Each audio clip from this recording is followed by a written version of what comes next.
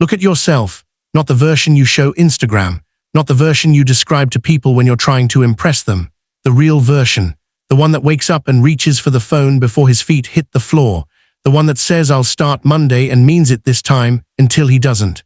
That man, I need you to hold that image in your mind for the next 15 minutes, because we're about to have a conversation that nobody in your life is willing to have with you.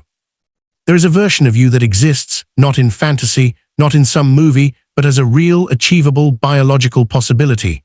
A man who wakes up before the world asks anything of him. A man whose word means something.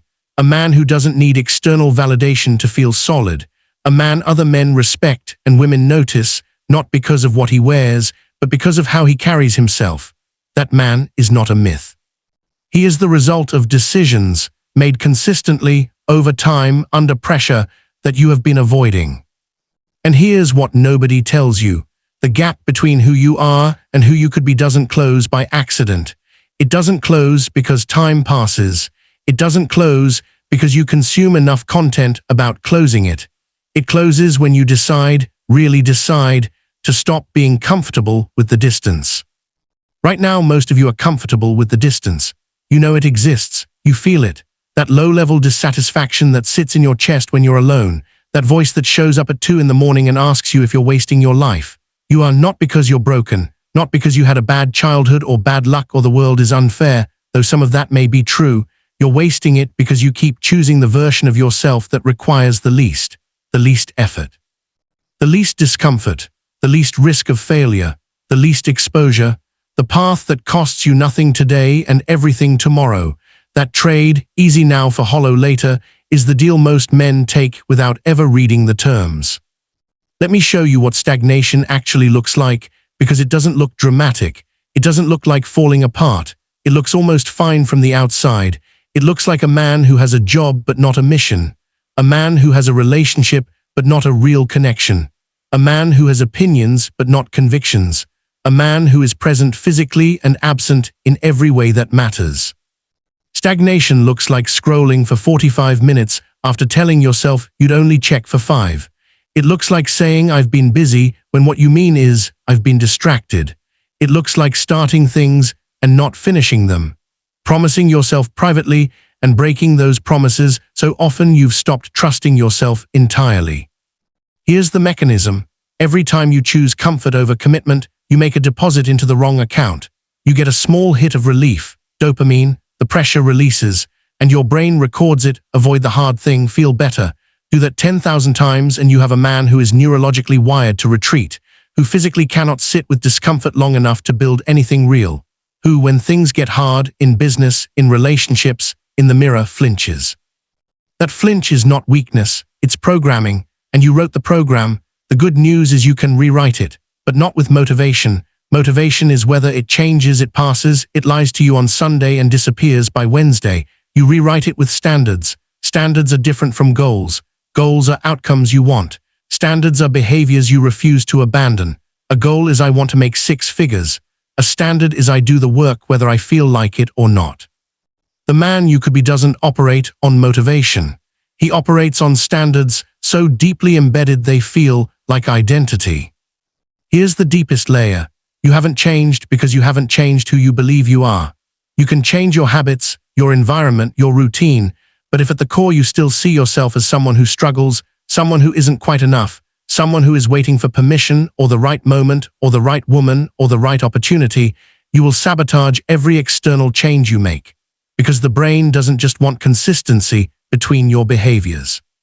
It wants consistency between your behaviors and your self-concept. This is why men who get money without changing their identity lose it. Why men who get the relationship without doing the internal work destroy it. Why men who build momentum and then, quietly, almost mysteriously, let it collapse. The self-concept says this isn't who I am, let me return to familiar.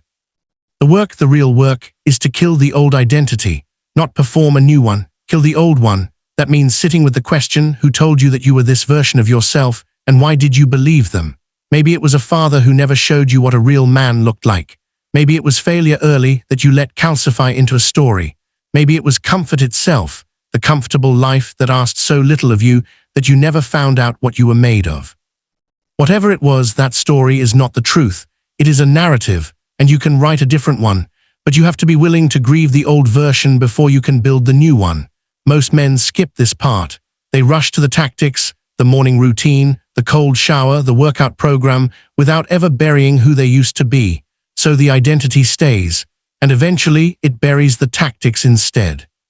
I want to speak directly to the man watching this who knows, and I mean knows, that he is operating below what he's capable of. You've known for a while, you've watched other men build what you said you wanted.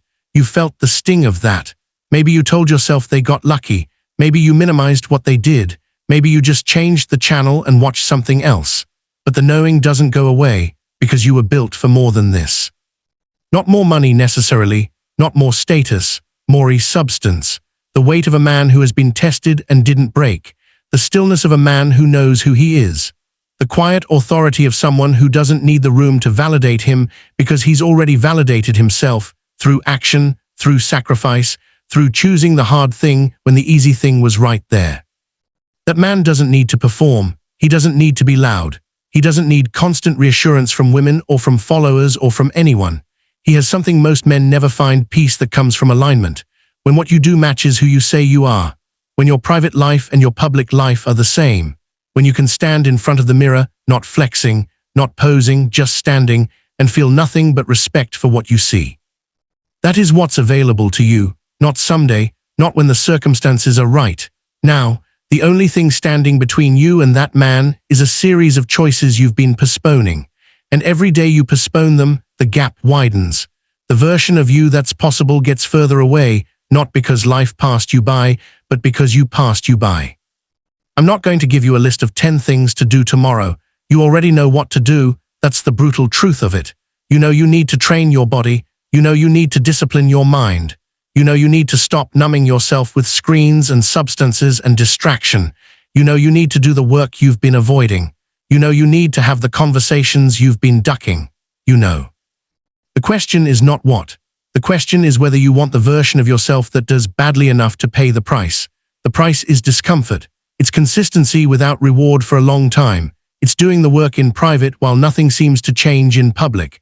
It's letting go of the excuses that have kept you comfortable and feeling for a while like you have nothing to protect you. That vulnerability, that rawness, that is not weakness. That is where the man is built. You have one life, one window, one shot at becoming someone whose name means something, not to the internet, not to an audience, but to yourself. Don't waste it being almost the man you could have been.